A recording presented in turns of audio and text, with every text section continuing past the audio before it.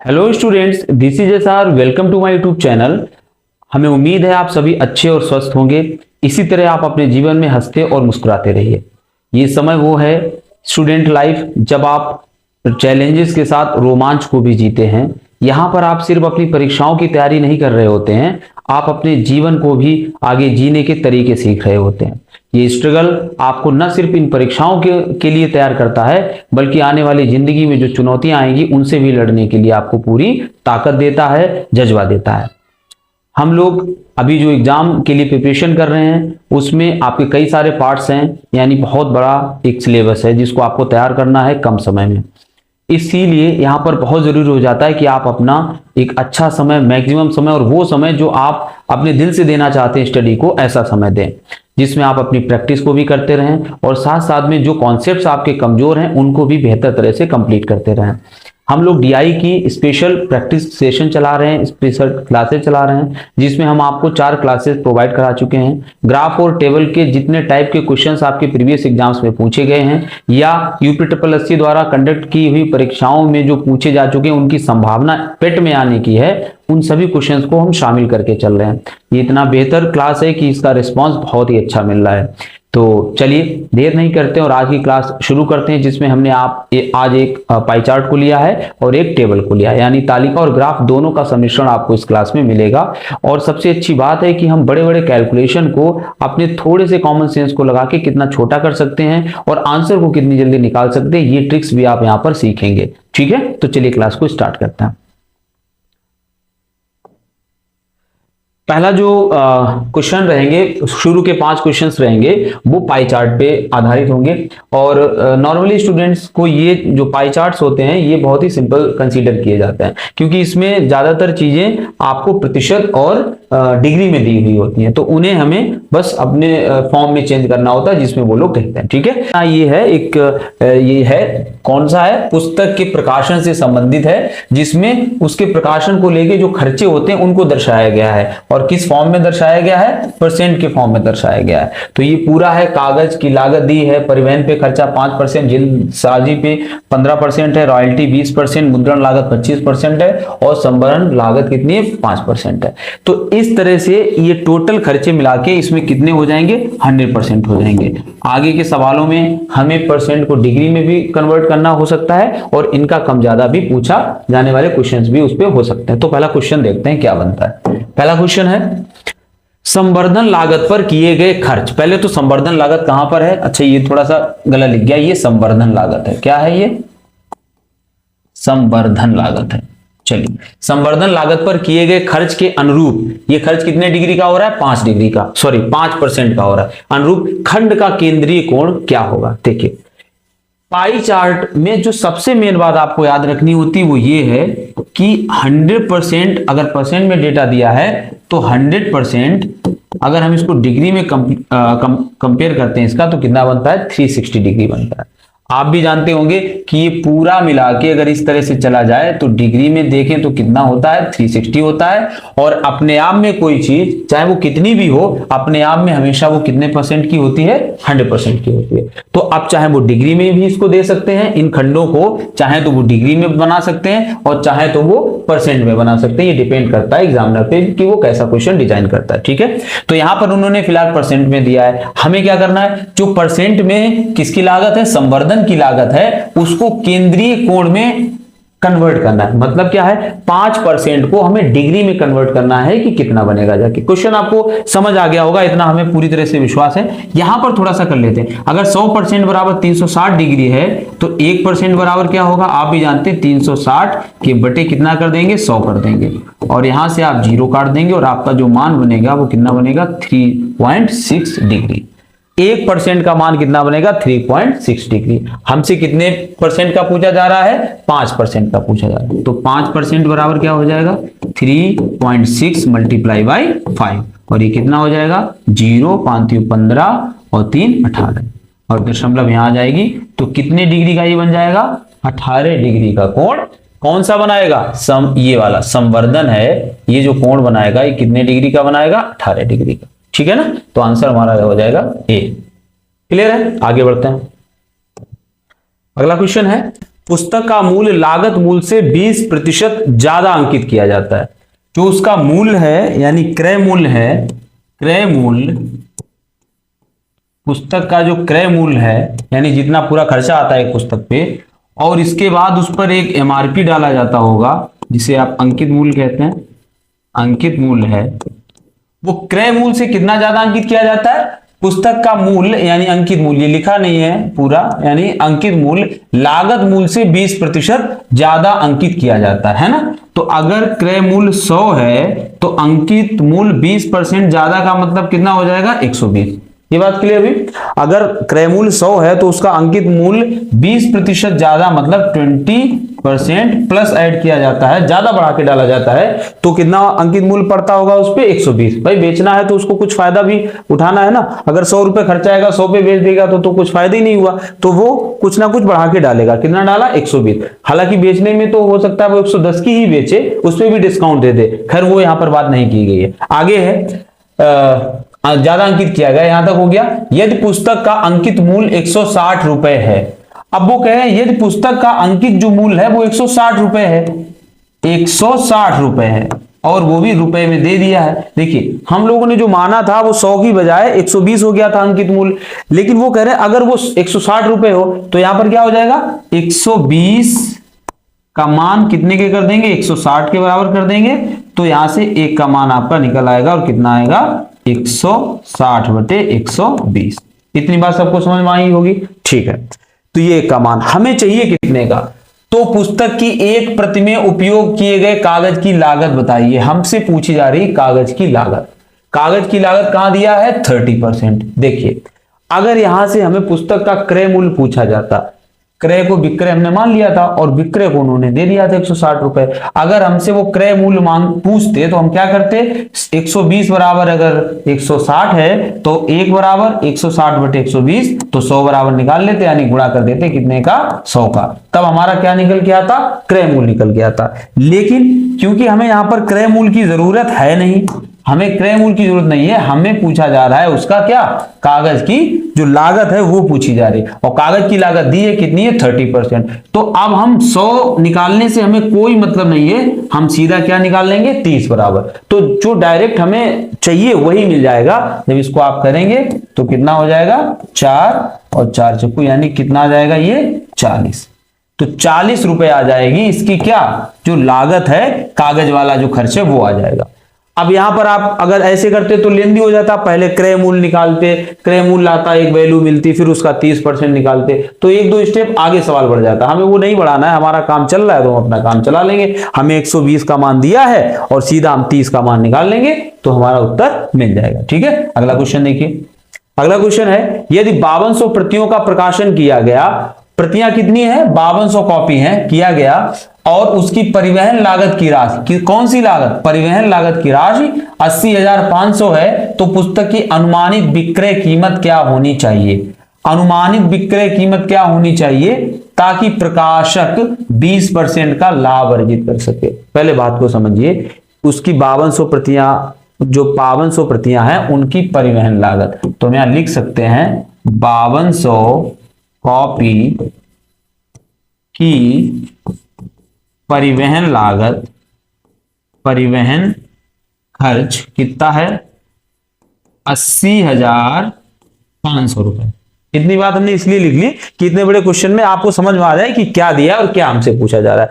5200 copy की परिवहन खर्च दिया गया है 80,500। अच्छा, 5200 कॉपी से तो हमें लेना देना है नहीं, आगे क्यों नहीं लेना देना? क्योंकि वो कह रहे हैं तो पुस्तक की अनुमानित विक्रय कीमत क्या होनी चाहिए, और आप ऑप्शन भी इसके देखेंगे तो एक पुस्तक का लग रहा है, कहीं कोई बहुत सारी कॉपीज की बात नहीं की जा रही है। पुस्तक की अनुमानित विक्रय कीमत क्या होनी चाहिए ताकि वो 25% का लाभ कमा सके। वो कह रहा है एक किताब पे हम कितने की बेचें, एक किताब कितने की हम बेचें ताकि हमें 25% का क्या हो जाए? लाभ हो जाए। बस ये वो कह रहा है। तो आपको यहां पर जो इस सवाल में दिया है वो ये दिया। अब आगे कैसे बढ़ते हैं ये देखिए, आगे कैसे बढ़ेंगे उसको देखिए। अब ये बताइए 5200 का दिया है तो यहां पर एक कॉपी का परिवहन खर्च कितना हो जाएगा? आप भी जानते हैं, इसके बटे कर दीजिए आप कितना? 5200। जब 5200 आप बटे करेंगे तो 0 से 0 कट जाएगा, यानी आपका बचेगा 805 बटे 52 ये आया है रुपए में। और ये क्या आया है, एक कॉपी का क्या, परिवहन लागत। परिवहन लागत आई है एक कॉपी की। और परिवहन लागत यहां पर एक कॉपी में उसका मान कितना है परिवहन लागत का, मात्र 5% है। तो हम ये कह सकते हैं कि ये जो मान हमें प्राप्त हुआ है, ये परिवहन लागत प्राप्त हुई है एक कॉपी की, और वो परिवहन लागत कितनी है 5% के बराबर। तो ये जो मान आया होगा ये कितने के बराबर होगा, 5% के। इतनी बात आपको समझ में आई होगी। ये जो मान दिया ये 5% का दिया। अब हमें क्या करना चाहिए, हमें करना चाहिए कि हम 5% का अगर मान दिया है तो हम सीधा कौन वाला निकाल लें, 125 वाला। हम क्रय मूल्य अब नहीं निकालेंगे, क्योंकि हमसे क्रय मूल्य वो पूछ ही नहीं रहा है। हमसे पूछ रहा है उसकी कीमत क्या होनी चाहिए ताकि प्रकाशक 25% कमा सके। मतलब अगर 100 रुपए की उसकी लागत आई है, अगर 100 रुपए की लागत आई है तो वो कितना कमा सके, 125 कमा सके। तो वो कितने में बिकनी चाहिए पुस्तक। आपको 5% का मान दिया है और आपको कितने का निकालना है, 125 का। तो बस लगा दीजिए। तो यहां पर हम लिख सकते हैं, इस जगह पे लिख देते हैं 5 का मान दिया, यानी 805/52। और ये मान कौन सा दिया है, 5% वाला दिया है। और आपको सीधा कौन सा निकालना है, 125 वाला। कौन सा निकालना है, 125 वाला। ये 125 विक्रय मूल्य निकलेगा, और वो भी लाभ सहित। कितना लाभ सहित, 25% लाभ सहित। अब इसको आप काट सकते हैं। तो जब इसको आप काटेंगे तो ये जाएगा कितनी बार, 25 बार।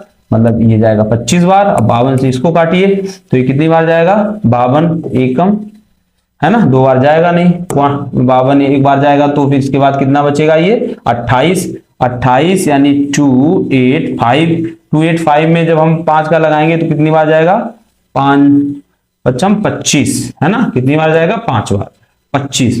तो 5 दूनी 10 और 5×5 और 1 26 है ना, 260। तो ये कितना बचा है, 25 बचा है ना, 25। अब पॉइंट आप लगा सकते हैं, 0 यहां पर आ जाएगा। तो इस बार 4 बार आप काट दीजिए। 4 बार काटेंगे तो कितनी बार, 4 दूनी 8 और 4 पंचे 20, कितना आया, 208। फिर यहां पर कितना बचेगा, जब 208 आया है तो कितना बचेगा, 42।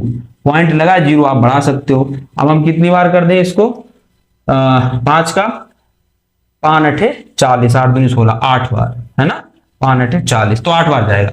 अब इसमें कितने का गुणा करना पड़ेगा, ये जो 25 ऊपर आया था, जब आप 25 का इसमें गुणा करेंगे तो आप देखेंगे कि आपको जो भी वैल्यू मिलेगी वही आपका उत्तर होगा।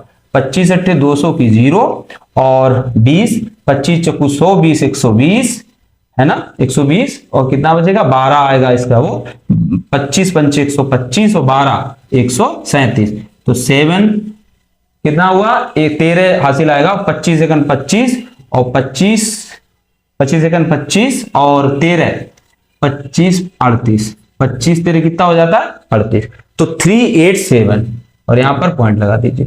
तो ये आपका आएगा लगभग में मान, कितना आएगा, 387 रुपया उसका विक्रय मूल्य होना चाहिए। ठीक है, आपको कैलकुलेट करके भी दिखा दिया। हालांकि आपको पता होना चाहिए कि कैलकुलेशन आपका खुद का भी काम होता है, लेकिन चीजें कैसे होंगी वो हमने आपको बता दिया। यहाँ कैलकुलेशन भी आपका कर दिया और आंसर भी आ गया है 387 रुपया लगभग। 387 कहां पर है, ए ऑप्शन में। ठीक है, तो अब बात आपको क्लियर हो गई होगी आई थिंक। हमें जो 5200 कॉपियों का दिया था उससे एक कॉपी का हम निकाल लेंगे खर्चा। जो खर्चा आएगा वो कितने के बराबर होगा, 5% के।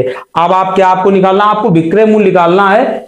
एक किताब इतने में बेची जाए कि 25% का लाभ हो जाए, तो हम सीधा ये 5 वाला दिया है 125 वाला निकाल लेंगे, है ना। तो इस तरह से ये लग जाएगा। बाकी तो कैलकुलेशन है, आप लोगों को आते ही होगा। अगला देखिए, नेक्स्ट क्वेश्चन है, पुस्तक की रॉयल्टी मुद्रण लागत से कितने प्रतिशत कम है। पुस्तक की जो रॉयल्टी है, रॉयल्टी कहां पर है, रॉयल्टी आप देखेंगे तो कितने परसेंट है, 20%। पुस्तक की रॉयल्टी मुद्रण लागत से, वो मुद्रण लागत कहां पर है, ये 25%। तो पुस्तक की रॉयल्टी मुद्रण लागत से कितने प्रतिशत कम है। तो पहले तो ये देखिए कि रॉयल्टी कम कितनी है। तो आप कहोगे रॉयल्टी कम है, कितनी है कम, 20 25 यानी 5 कम है।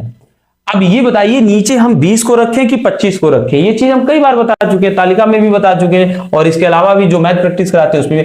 पुस्तक की रॉयल्टी मुद्रण लागत से, किससे, लागत से। तो कंपेयर किससे करना हमें, लागत से। और लागत कहां पर है, लागत है मुद्रण लागत से ये मुद्रण लागत रही, यानी बटे कितना आएगा 25 और गुणे 100। फिर से एक बार देख लीजिए, पुस्तक की रॉयल्टी 20 जो की दी है मुद्रण लागत से, मुद्रण लागत है 25 से कितने प्रतिशत कम है, तो से कम तो है 5 और यानी कि से किससे, मुद्रण लागत से, तो मुद्रण 25 नीचे आ जाएगा, 5 5 25 और 5 दूनी 10, तो कितने प्रतिशत कम है ये 20% कम है। ठीक है, अगला देखते हैं। अगला क्वेश्चन है, यदि पुस्तकों की एक निश्चित मात्रा के लिए प्रकाशक को 20,600 रुपए मुद्रण लागत के रूप में देना होता है।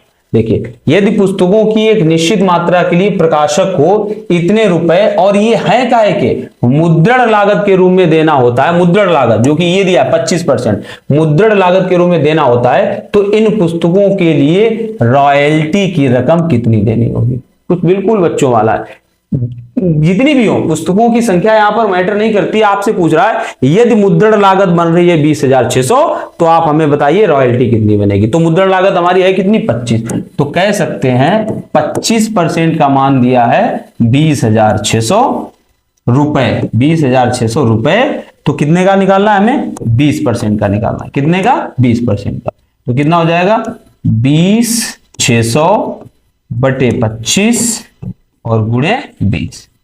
आप इसको जब काटेंगे 25 अट्ठे 200, कितना बचा 6, 25 दूना 50, 10 और कितना हुआ 100, 25 चौकू 100, 0 4 दूनी 8, 2 दूनी 4, 8 दूनी 16, 16,480। ठीक है, ऑप्शन नंबर सी हमारा आंसर हो जाएगा। ठीक है, आगे देखते हैं।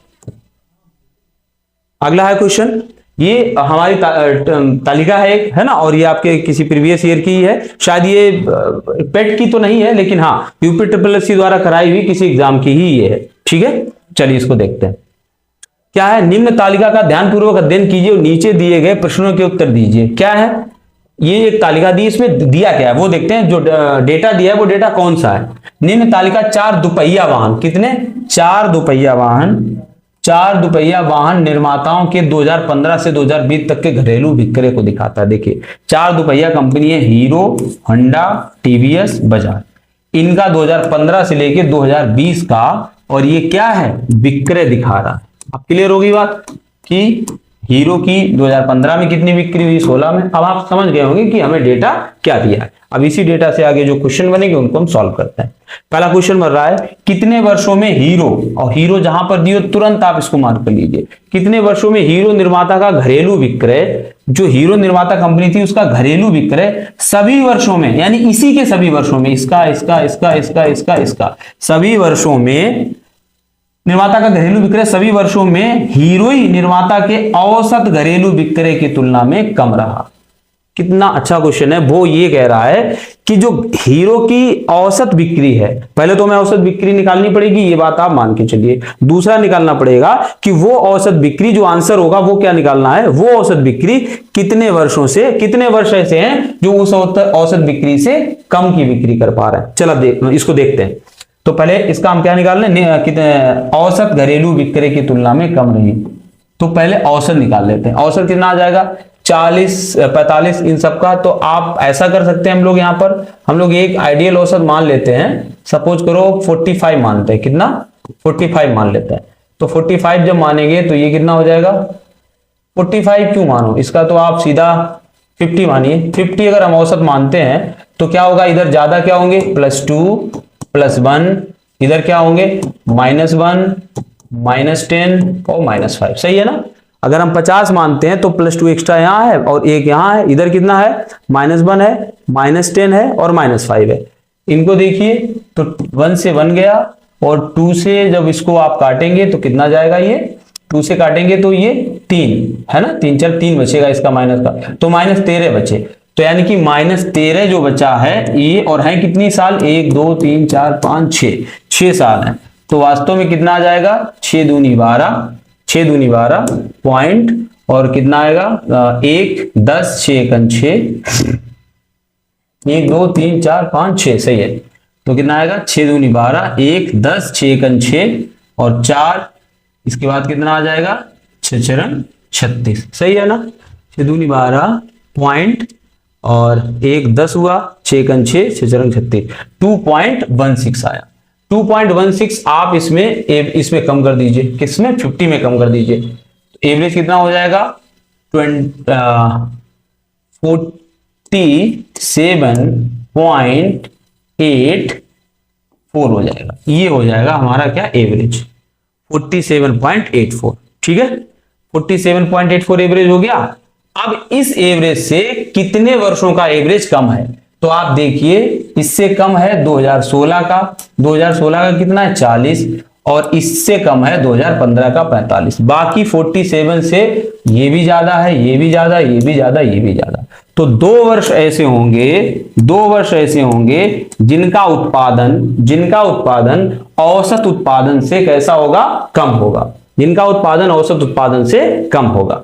एक ये तरीका है। ठीक है, ये आप एवरेज निकालने का तरीका हो सकता है आपको लगा हो कि ये किस तरह से निकाल दिया, तो आपके लिए बेटर है, आप चाहो तो कुछ नहीं, 4 4 दूनी 8, 4 त्रिक 12, 12 120 ये हो गया 120, 5 5 त्रिक 15, 5 छक्कू 5 दूनी 10, 5 त्रिक 15, 150 ये हो गया। तो ये कितना हो गया है ना 270, और एक्स्ट्रा कितने हैं 9 5 14 14 और 2 14 2 16 16 1 17 17 और जोड़ दीजिए तो कितना हो जाएगा ये 782 और डिवाइडेड बाय 6 कर दीजिए। यहां से आप एग्जैक्ट औसत आप आराम से निकाल सकते हैं। आप 6 का भाग लगाइए, आपका एक औसत आ जाएगा। तो औसत निकालना कोई बहुत नई चीज नहीं है, आप सबको जोड़ के जितने पद है उसका भाग लगा दिए, औसत निकल आएगा। ये एक तरीका है। कभी कभी ये तरीका इतना अच्छा रहता है कि जो मेन औसत निकालने की पुरानी मूल विधि है उससे ये आसान रहता है, इसमें कुछ भी जोड़ना नहीं पड़ता और कुछ भी नहीं करना पड़ता। नेट डेविएशन इतना आ जाता है कि अगर आप उसको काट दो तो आपको औसत से मिला जुला औसत मिल जाता है। ठीक है, हमारे पुराने वीडियोस में हमने इसको अच्छे से बताया हुआ भी है और वहां बहुत इजीली निकल आया था। अगर हम इनको जोड़ते और फिर 6 का भाग लगाते तो हो सकता था टाइम लगता, उन सवालों की बात कर रहे हैं। लेकिन हमने ऐसे डेविएशन से तुरंत सब कट रहे थे, तो यहां थोड़ा सा मान बदला हुआ आया है तो हमने उसको कन्वर्ट कर लिया। ठीक है, चलिए, तो अब हमें ये पता हो गया कि क्या जो पूछ रहा था हमसे कि जो निर्माता है घरेलू विक्रय सभी वर्षों में हीरो निर्माता के औसत घरेलू विक्रय की तुलना में कम रहा, तो 2 कंपनियों का 2 वर्षों का कम रहा। ठीक है, आगे देखते हैं इसको। अगला क्वेश्चन है क्या कह रहा है 2019 में दुपहिया वाहनों के घरेलू विक्रय की संख्या 2019 में दुपहिया वाहनों के घरेलू विक्रय की संख्या 2016 में दुपहिया वाहनों के घरेलू विक्रय की संख्या से लगभग कितने प्रतिशत अधिक या कम है। देखिए 2019, तो पहले 2019 ये है, 2019 में दुपहिया वाहनों के घरेलू विक्रय की संख्या 2019 में दुपहिया वाहनों के घरेलू विक्रय क्या हुआ, चाहे वो हीरो का हो, होंडा का हो, टीवीएस या बजाज, सबका घरेलू विक्रय रहा। ये 2019 में दुपहिया वाहनों के विक्रय की संख्या 2016 और 2016 का ये रहा। 16 में दुपहिया वाहनों के घरेलू विक्रय की संख्या से लगभग कितने प्रतिशत अधिक रहा, तो ये कितने प्रतिशत अधिक रहा, ये वाला है ना, से कहां लगा है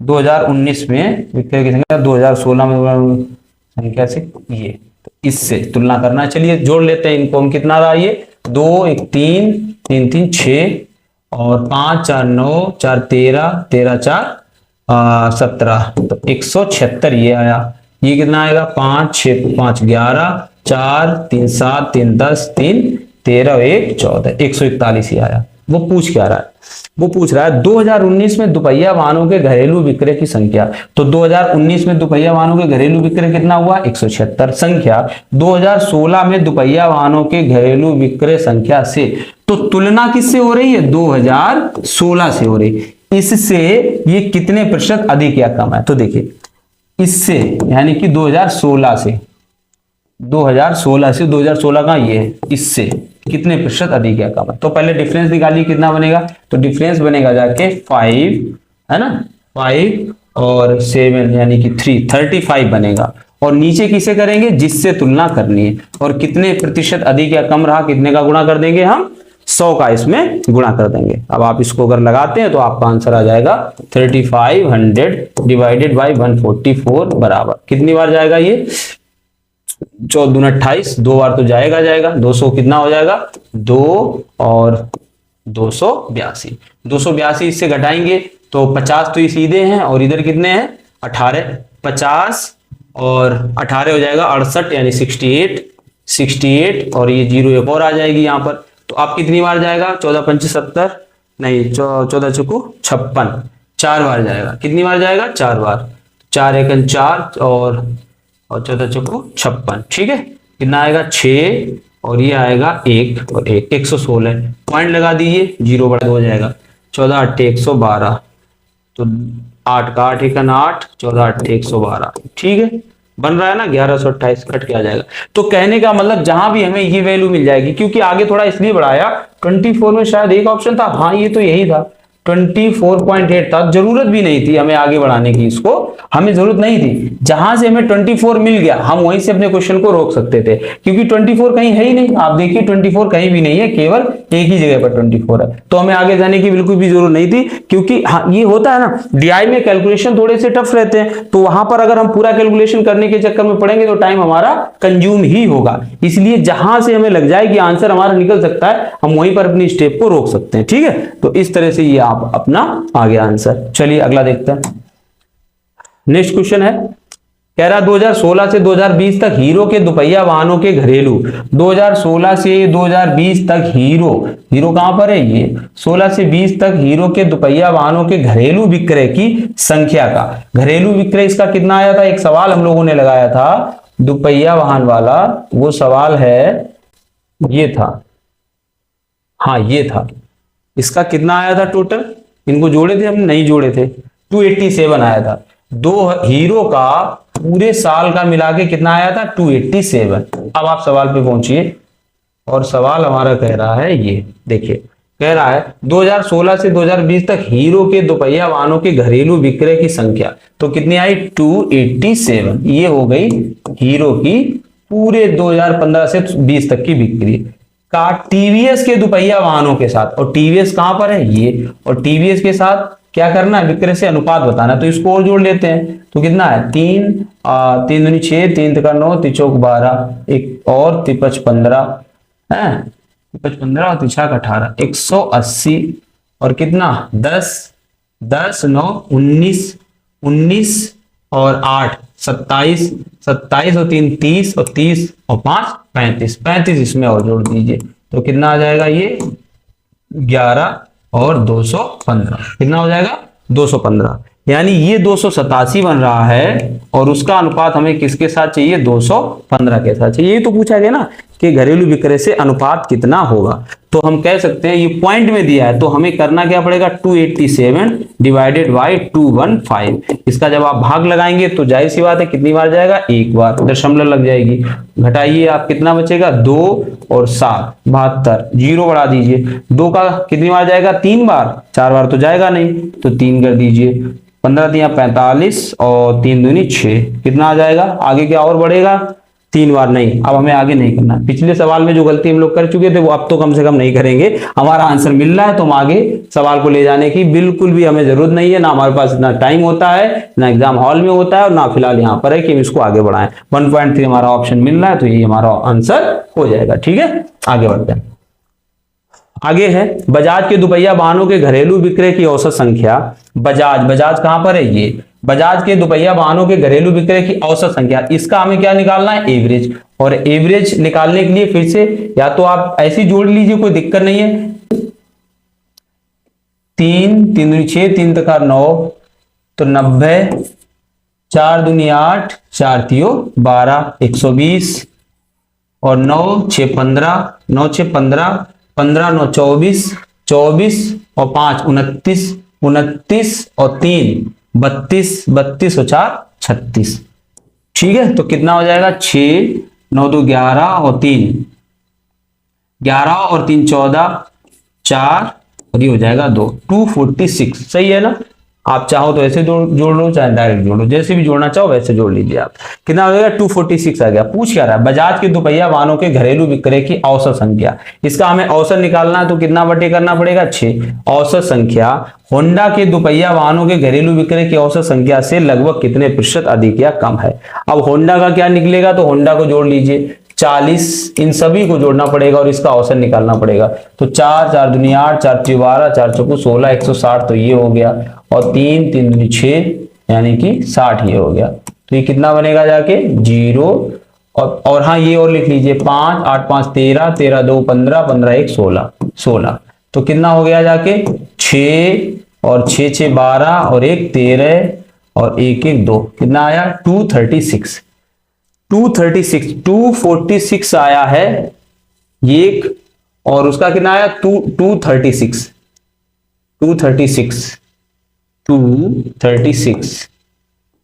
36। अब कह क्या रहा था, ये आया है 236 आया है किसका, होंडा का, और ये किसका है, बजाज का। ये है बजाज का। कह क्या रहा था, बजाज के दुपहिया वाहनों के घरेलू विक्रय की औसत संख्या होंडा के दुपहिया वाहनों के घरेलू विक्रय की औसत संख्या से लगभग कितने प्रतिशत अधिक या कम है। तो ये देखिए कितनी कम या ज्यादा है, पहले इसको देख लीजिए। तो 36 से 46, तो कितनी ज्यादा है, ये 10 ज्यादा है। कितनी ज्यादा है, 10। और तुलना किससे कर रहा है, यानी कि होंडा से तुलना करना। होंडा वाला क्या था 236, ऊपर हम 100 का गुणा कर देंगे, तो 1000 बटे 236 आएगा। कितनी बार जाएगा, ये 4 बार जाएगा। 4 कितना हो जाएगा, 4 छंग 24, 4 छंग 24, 4 त्रियों 12 और 2 14 और 4 दूनी 8 1 9, कितना हो गया 944। तो ये जाएगा 4 बार। 4 से हमारे 2 ऑप्शन है, तो और आगे थोड़ा सा बढ़ा दीजिए, कितना बचेगा यहाँ पर 44, जब उससे जाएंगे तो बचेगा जाके 56, 0 बढ़ा दीजिए। और ये कितनी बार जाएगा, 2 बार। कितनी बार जाएगा, 2 बार। तो 2 बार आप करेंगे तो 560 से नीचे बना रहेगा, यानी 4.2 जहां भी हमारा ऑप्शन है वही हमारा उत्तर हो जाएगा। ठीक है, तो इस तरह से ये सवाल हमारा ऐसे लग जाएगा। तो थोड़ा सा कैलकुलेटिव होती है टेबल, आप अगर इसको गौर से देखेंगे तो इसके कुछ चीजें हमें पीछे वाले जो हम हल करके आए होते हैं वहां से भी हम यूज कर सकते हैं डेटा को, और आगे उसको यूज कर सकते हैं। ठीक है, तो और हमारे 10 क्वेश्चन कंप्लीट होते हैं, 5 ग्राफ के और 5 टेबल के। आई होप आपको क्वेश्चन समझ में आए होंगे, कैलकुलेशन करने के कुछ नए तरीके आपने सीखे होंगे। चलिए, थैंक यू फॉर वॉचिंग।